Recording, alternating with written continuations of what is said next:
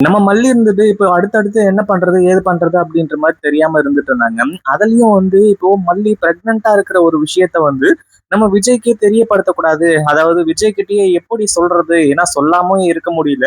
But இருந்தாலும் அதுக்கான சந்தர்ப்பம் இப்ப அமையல அப்படிங்கிற மாதிரி இருந்து சொல்லி உண்மையிலேயே மல்லி ரொம்ப ஃபீல் பண்ணிட்டு இருந்தாங்க. ஆனா அதே சமயத்துல இப்போ நாகு மூலியமாவும் நம்ம மல்லி மூலியமாவும் இந்த ஒரு விஷயம் வெளியே வரும் அப்படின்னு கொஞ்சம் கூட எதிர்பார்க்கவே இல்லை. அதாவது ராஜேஸ்வரிக்கு தெரிய வரும் அப்படிங்கிற மாதிரி இருந்து சொல்லி ராஜேஸ்வரி ஏற்கனவே வந்து நம்ம வெண்பாவையே கொல்றதுக்கு அவ துடியா துடிச்சுக்கிட்டு இருக்கா. அது மட்டும் இல்லாம இப்போ விஜயோட வாரிசு இன்னொன்னு வந்து மல்லியோட வயித்துல வந்து வளர்ந்துகிட்டு இருக்கா அப்படிங்கிற மாதிரி வந்து சொல்லி அடுத்ததா மல்லியோட கதையையும் அந்த குழந்தையோட கதையையும் முடிக்கிறதுக்கு, அதாவது மல்லியோட வயித்துல இருக்கக்கூடிய அந்த குழந்தையோட கதையை முடிக்கிறதுக்கு இவங்க பிளான் பண்ண ஆரம்பிச்சிட்டாங்க. கண்டிப்பா இந்த ஒரு விஷயத்த யாருமே எதிர்பார்க்கவே இல்லை. அதே மாதிரி இப்ப என்ன ஆச்சு அப்படின்னா ஒரு பக்கம் வந்து அடுத்தடுத்து வந்து நம்ம மல்லிக்கும் விஜய்க்கும் மிகப்பெரிய அதாவது கஷ்டமான ஒரு விஷயமாவே நடந்துட்டு இருக்கு. என்ன ஆச்சு அப்படின்னா ஃபைனலா இப்போ நம்ம வெண்பாவை அந்த ஆளுங்க கிட்ட விற்கிறதுக்காக வந்து போனாங்க இல்லையா, அங்க வந்து இப்போ போயிட்டு விற்கிறதுக்கு இவங்க தயாராக ஆரம்பிச்சிட்டாங்க. கண்டிப்பா இந்த ஒரு விஷயத்தை எதிர்பார்க்கவே இல்லை அப்படின்னு தான் சொல்லணும். ஏன்னா இப்போ நம்ம விஜய் மல்லி இவங்க எல்லாருமே எந்த தூரம் வரைக்கும் வந்து போயிட்டு அங்க வந்து பிடிக்கிறதுக்கு ட்ரை பண்ணாங்க அப்படிங்கிற விஷயம் நமக்கு நல்லாவே தெரியும். ஆனா அதே சமயத்துல இப்போ அந்த ரவுடிங்க வந்து தப்பிச்சு போயிட்டு அடுத்ததா வந்து நம்ம வெண்பாவை வைக்கிறதுக்கு அவங்க தயாரா இருந்துட்டு இருக்காங்க. ஒரு பக்கம் நம்ம விஜய் இருந்துட்டு இப்போ இதுல ஹாஸ்பிட்டல்ல வந்து எங்கேயும் போக முடியாம வெண்பாவை காப்பாற்ற முடியாம வந்து பயங்கரமா தவிச்சுக்கிட்டு இருக்காரு அப்படின்னு சொல்லலாம். உண்மையிலேயே இது ரொம்ப ரொம்ப கஷ்டமான ஒரு விஷயம். ஏன்னா தான் பொண்ணு கண்ணு முன்னாடி வந்து இப்படி ஆகிட்டு இருக்கு, அதுவும் இல்லாம தான் பொண்ணை காப்பாற்ற முடியலையே அப்படின்னு சொல்லிட்டு வந்து சொல்லி விஜய் ரொம்ப இதா இருந்துட்டு இருக்காங்க. அடுத்ததா விஜயோட ஃப்ரெண்டு மூலியமா வந்து ஒவ்வொரு விஷயமும் வந்து நம்ம மல்லிக்கும் நாகுக்கும் தெரிய வந்துடுச்சு. அதாவது விஜய் வந்து ஹாஸ்பிட்டல்ல இருக்காரு, ஆக்சிடென்ட் ஆயிடுச்சு அப்படிங்கிற மாதிரி வந்து சொல்லி அதை கேட்ட உடனே மல்லியும் நம்ம நாகும் செம்ம ஷாக் ஆக ஆரம்பிச்சுறாங்க. அதே மாதிரி மல்லியும் நாகும் இருந்துட்டு இப்போ விஜயை பாக்குறதுக்காக எந்த ஹாஸ்பிட்டல் என்ன ஏது அப்படிங்கிற மாதிரி வந்து விசாரிச்சுட்டு நேரா கிளம்பி ஓடோடி வந்துட்டு இருக்காங்க. ஏற்கனவே போலீஸ் இருந்துட்டு அவ்வளவு தூரம் வந்து வெண்பா கிட்ட வரைக்கும் நெருங்கிட்டாங்க. ஆம்புலன்ஸ்ல தான் அவங்க போறாங்க அப்படிங்கிற விஷயம் தெரிஞ்சிச்சு. இதை எல்லாத்தையுமே தாண்டி இப்போ ஆம்புலன்ஸ்ல தான் போனாங்களா அப்படின்னு கேட்டீங்கன்னா கண்டிப்பா கிடையாது. அதாவது இப்போ கார் வந்து ஷிஃப்ட் பண்ண ஆரம்பிச்சிட்டாங்க. அதாவது யாருக்கிட்ட கொண்டு போய் வைக்கணுமோ அவங்க கிட்ட வந்து கொண்டு போய் சேர்க்க ஆரம்பிச்சிட்டாங்க. ஆனா இந்த ஒரு டைம்ல வந்து உண்மையிலேயே அந்த கடவுளுக்கு கண்ணு இல்லையா, கண்டிப்பா வந்து வெண்பாவை காப்பாற்ற முடியாதா, வெண்பாவை வந்து இப்படி விற்கிறாங்களே அப்படிங்கிறமா வந்து சொல்லி எல்லாருமே பயங்கரமா வந்து கதறி எழுதாங்க. ஆனா இப்போ அந்த கதறல் சத்தம் எல்லாமே இப்போ அந்த கடவுளுக்கு கேட்டுருச்சு போல. அதுவும் இல்லாம மல்லி எல்லாம் இங்க மாஸ் என்ட்ரி கொடுப்பாங்க அப்படின்னு கொஞ்சம் கூட எதிர்பார்க்கவே இல்லை. ஏன்னா நம்ம விஜய வந்து இப்போ ஒரு ஹாஸ்பிட்டல் கொண்டு போய் சேர்த்திருக்காங்க இல்லையா, நம்ம மல்லி அதுக்கப்புறம் நாகு ரெண்டு பேருமே வீட்டுல இருந்து விஜய பாக்குறதுக்கு அந்த ஹாஸ்பிட்டலுக்கு போறதுக்கு வந்து நம்ம வெண்பாவை வந்து இப்போ அந்த கார் மாத்திட்டு இருக்காங்க இல்லையா, ஷிஃப்ட் பண்ணிட்டு இருக்காங்க இல்லையா, அந்த ஒரு இடத்த தாண்டி தான் வந்து போனோம். அப்படி இருக்கும்போது அங்கிருந்து தாண்டி போகும்போது இப்படி வசமா மாட்டிக்குவாங்க அப்படின்னு கொஞ்சம் கூட எதிர்பார்க்கவே இல்லை.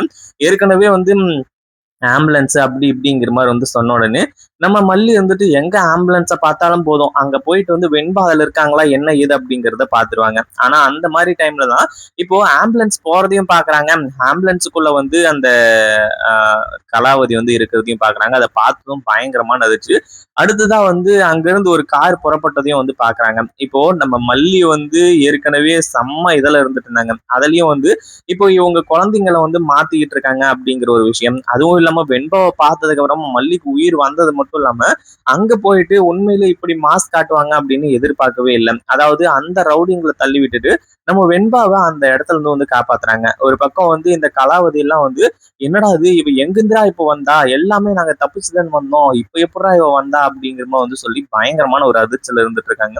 ஆனா அதே சமயத்துல இப்போ வந்து நம்ம மல்லி இதை சும்மா விட போறது இல்ல. நம்ம விஜய் ஏற்கனவே கால் அடிபட்டு அவரால் எதுவுமே முடியாம இருந்துட்டு இருக்காங்க. ஒரு பக்கம் ஹாஸ்பிட்டலை விட்டு நான் போறேன் அப்படிங்கிற மாதிரி வந்து சொல்லி இல்ல உங்க காலை வந்து நீங்க இப்போ ஸ்ட்ரெயின் பண்ணீங்க அப்படின்னா உங்க காலையை எடுக்க வேண்டியதா வரும் அப்படி இப்படிங்கிற மாதிரி வந்து பயமுறுத்தி நம்ம விஜய் அங்கேயே உட்கார வச்சிட்டு இருக்காங்க. அதாவது இங்க தாமதமாக என்ன பிரச்சனை அப்படின்னா நம்ம வெண்பாவை வந்து இது பண்ணிடுவாங்க அப்படிங்கிறதுனாலதான். ஆனா அதே சமயத்துல இப்ப என்ன ஆச்சு அப்படின்னா ஒரு பக்கம் நம்ம வெண்பா இருக்காங்க இல்லையா? வெண்பாவ வந்து இப்போ காப்பாத்திட்டு, நம்ம மல்லி வந்து அந்த ரவுடிங்கள புடிச்சு அடிச்சு இது பண்ணிட்டு இருக்காங்க. அதுவும் இல்லாம இப்போ போலீஸும் இங்க மாஸ் என்ட்ரி குடுக்க ஆரம்பிச்சிருது.